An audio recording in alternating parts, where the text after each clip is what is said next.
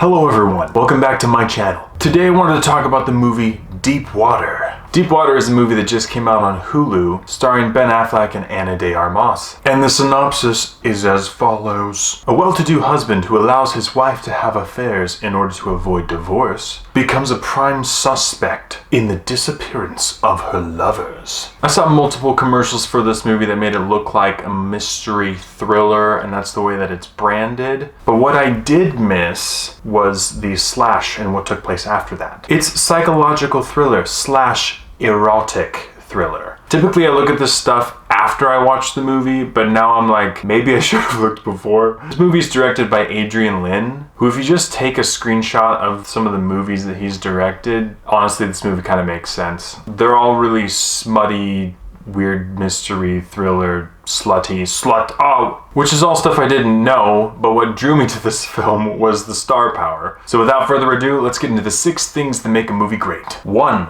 The plot. This movie had the makings of what could have been a decent plot. Very successful and rich man, very attractive wife, but then she starts getting tangled in these affairs, he starts getting jealous, and then her lovers start disappearing, and there's just this tension and natural mystery of, did he do it or is he not? Is this even him? But the way that they handled this plot and the way that it ended up panning out at the end were cataclysmically underwhelming. There were some intense moments, there were some moments of, oh my gosh. But a lot of this movie is basically just watching a woman cheat on her husband with multiple men. This movie drags out and it's not afraid of blatantly throwing these disgusting affairs up on the screen in full detail. And besides the fact that the story is just not really that uplifting in nature in general, they seem to focus more on the sexual aspects of this than they do the actual story. And that's ultimately what you see playing out on screen, is a whole lot of sex and not a whole lot of story. And based on the other movies that he's directed, this looks per the course of Adrian Lyne. So I have to give plot a thumbs down. 2 is family friendliness. I don't think so. Not only is this movie completely filled with a plethora of sexual references, sexual innuendos, sexual actions. It also has nudity, a lot of profanity, some minimal blood and gore and death and some scary situations. This movie had a ton of sensual and sexual acts in it throughout, to the point where it was pretty uncomfortable to watch. So family friendliness gets a thumbs down. 3 is acting and script. The acting in this movie wasn't bad, but it can be really difficult to differentiate a good acting performance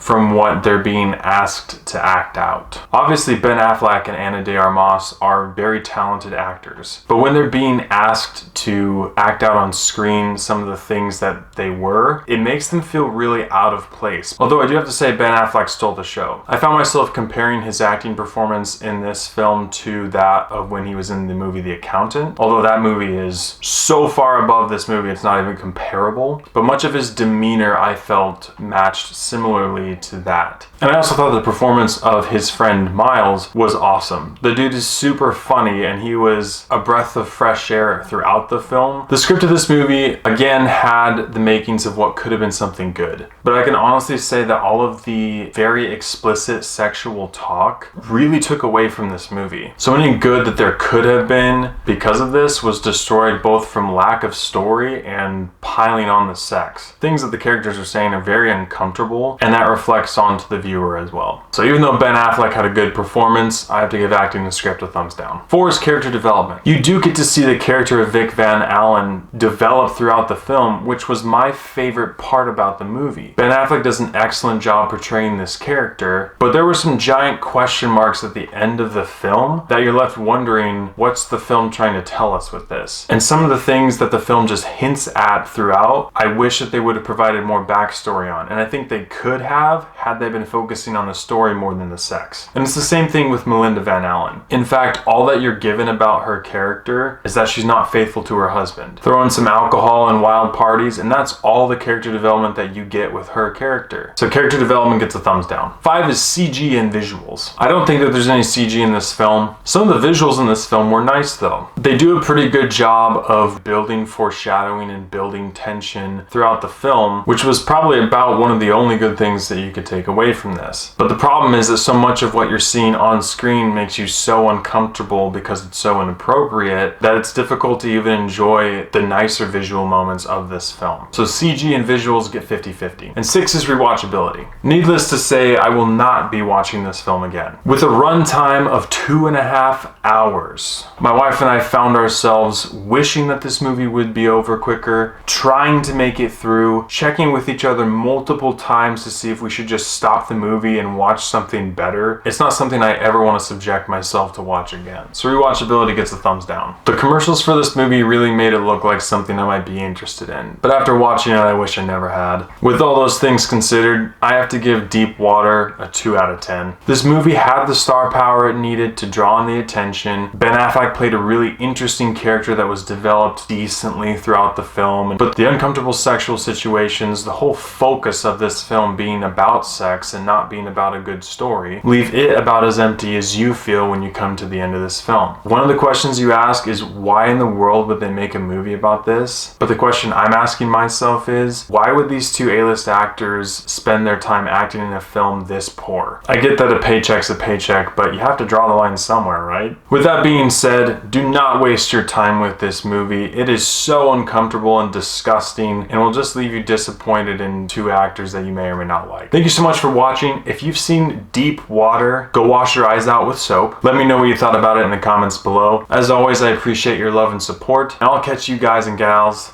in the next one.